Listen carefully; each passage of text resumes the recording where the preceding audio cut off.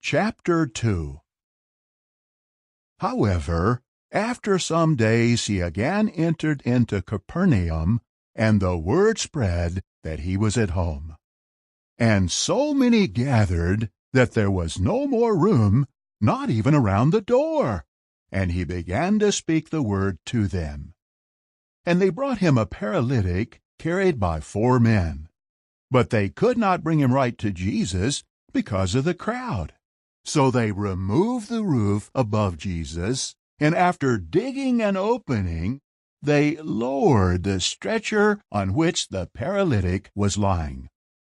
When Jesus saw their faith, he said to the paralytic, "Child, your sins are forgiven."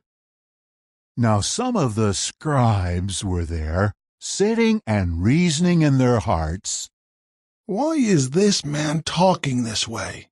He is blaspheming." Who can forgive sins except one, God? But immediately Jesus discerned by his Spirit that they were reasoning that way among themselves. So he said to them, Why are you reasoning these things in your hearts? Which is easier, to say to the paralytic, "Your sins are forgiven," or to say, "Get up and pick up your stretcher and walk"? But in order for you to know that the Son of Man has authority to forgive sins on earth, he said to the paralytic, I say to you, get up, pick up your stretcher, and go to your home. At that he got up and immediately picked up his stretcher and walked out in front of them all. So they were all astonished, and they glorified God, saying, "We have never seen anything like this." Again he went out alongside the sea, and all the crowd kept coming to him, and he began to teach them.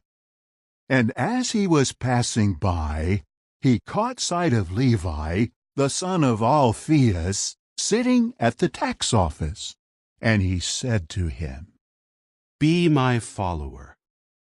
At that he rose up and followed him. Later he was dining in his house, and many tax collectors and sinners were dining with Jesus and his disciples, for there were many of them who were following him. But when the scribes of the Pharisees saw that he was eating with the sinners and tax collectors, they began saying to his disciples, Does he eat with tax collectors and sinners? On hearing this, Jesus said to them, Those who are strong do not need a physician, but those who are ill do. I came to call not righteous people, but sinners. Now John's disciples and the Pharisees practiced fasting. So they came and said to him, Why do John's disciples and the disciples of the Pharisees practice fasting, but your disciples do not practice fasting? So Jesus said to them, While the bridegroom is with them, the friends of the bridegroom have no reason to fast, do they? As long as they have the bridegroom with them, they cannot fast.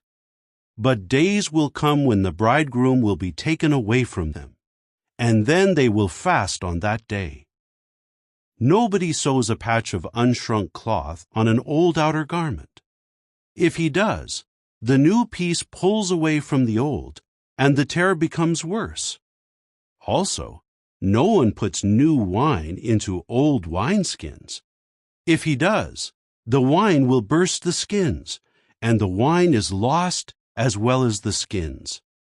But new wine is put into new wineskins. Now as he was passing through the grain fields on the Sabbath, his disciples started to pluck the heads of grain as they went. So the Pharisees said to him, Look here, why are they doing what is not lawful on the Sabbath? But he said to them, Have you never read what David did when he was in need, and he and the men with him were hungry? How in the account about Abiathar the chief priest, he entered into the house of God and ate the loaves of presentation, which it is not lawful for anybody to eat, except the priests, and he also gave some to the men who were with him. Then he said to them, The Sabbath came into existence for the sake of man, and not man for the sake of the Sabbath. So the Son of Man is Lord even of the Sabbath.